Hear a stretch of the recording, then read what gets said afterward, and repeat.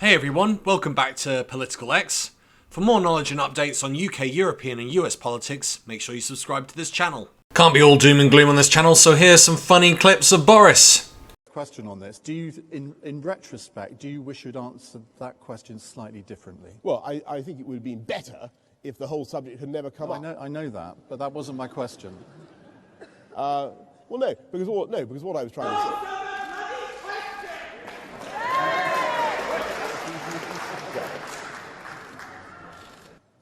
That's the first heckle we've had in the hustings, isn't it? Right. Yes. Your meeting's like? No. I don't know. Well, you got something good. I put it on paper. I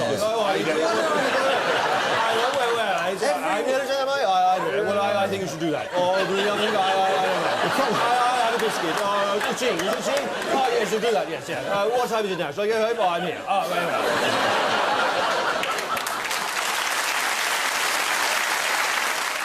Where I think there were actually a few coronavirus patients, and I shook hands with everybody.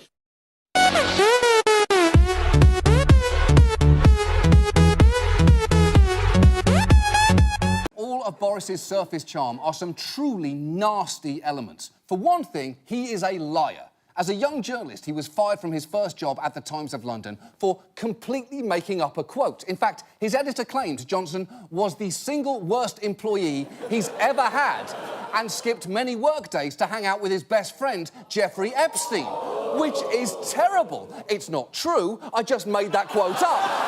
But now you can see just how irresponsible it is to fabricate them. Contact tracing, contact tracing. The story of a world. So we are saying, don't go to work, go to work. Don't take public transport, go to work, don't go to work. Stay indoors. If you can work from home, go to work. Don't go to work.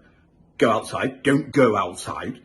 And then we will or won't do something or other. Willing to tap into outright bigotry to get ahead. He's made repeated references to some immigrants as people that want to leech off the state. And over the years, he's made references to pickaninnies. He said the people of Congo had watermelon smiles. He's called gay men tank-topped bum boys. And just last year, there was this. They look like letterboxes, Boris Johnson wrote on Monday. He even compared women who wear them to bank robbers. That is an appalling comment that leaves a truly disgusting taste in your mouth, much like the shrimp crisp dust that has very much voted to remain on my fucking tongue. Was there footage of you giving a prize to Tony? Unfortunately, the Prime Minister felt that he couldn't be with us on that occasion, so he sent us a snatch of Tony Vision from Prague. Have you got it? I could get you a copy of it round to you. Can we do better than that? Thank you to Boris and all his team. Thank you to Boris for not just the work you do at The Spectator, but the excellent work you do for the Conservative Party. There you go. I thought he was going to say thank you for the work you do for the Labour Party. There has been talk of you, Boris, perhaps becoming the next Conservative leader. I think the chances of that are about as high as Ian Duncan evening. Smith? Ian Duncan Smith is a first-class leader of the Conservative Party and doing a great job. Keeps that quiet. And doing a... Okay, this is the BBC, isn't it? Do you want me to go into anti-BBC auto-rant? Yes. Yes, I mean, it's a miracle. I knew it was all too good to last. You let me have this kick Blair's butt thing. Yep. It's all, and here we go again with a great...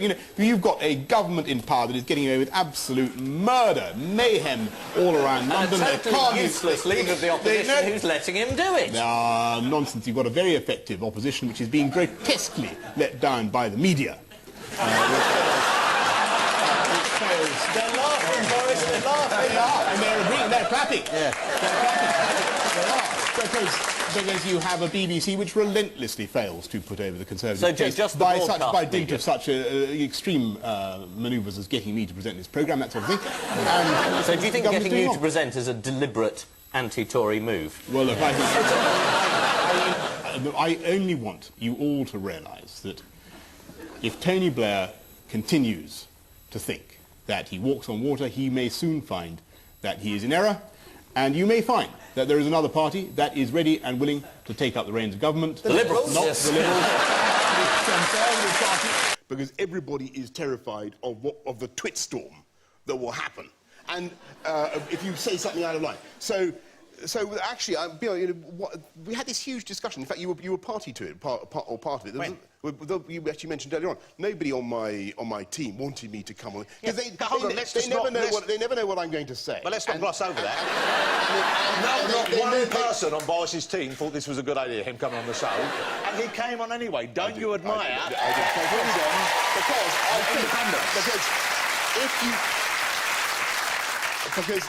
Because unless you try and overcome the initial twit storm of hysteria and get, for instance, now I'm going to get myself into real trouble. Anne Jenkin made a point the other day about porridge.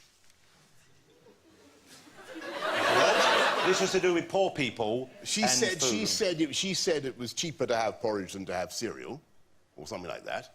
Now everybody immediately came in on her, and as far as I can make out, it's true. Is porridge not cheaper than cereal? I don't know. I have eggs. How would I know? I like an egg in the morning. I haven't done any original research on this matter. I haven't studied whether. But you carry on. You check it out. You Google it. I think not. She said that porridge is cheaper. Do a comparison thing. Do Aldi and Morrison's. All right. She said. Anyway, so the point I'm trying to make is, unless you're prepared to say things which may be difficult, you won't get your message across. And what's happening now is that everybody is getting totally fed up. OK, so let's have a... Well, then, in what other way can we gauge this? Well, no. That's good. I can tell you... I'll go with it. For each... It's all right. This is the modern Tory party, folks, isn't it? I know. I told you. Hang on. Come on, old fruit, we've all done it. No, Speak yourself, Gordon. For each...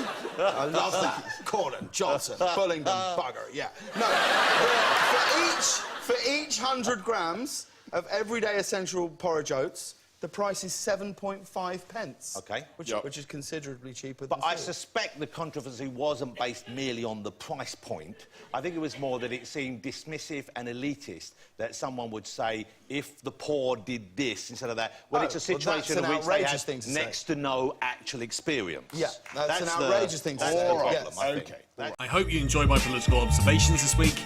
If you'd like to support me, please share the video with others and post about it on social media. If you're keen for more, subscribe, comment, like, and hit that notification button. Thanks for listening, and see you next time on Political X.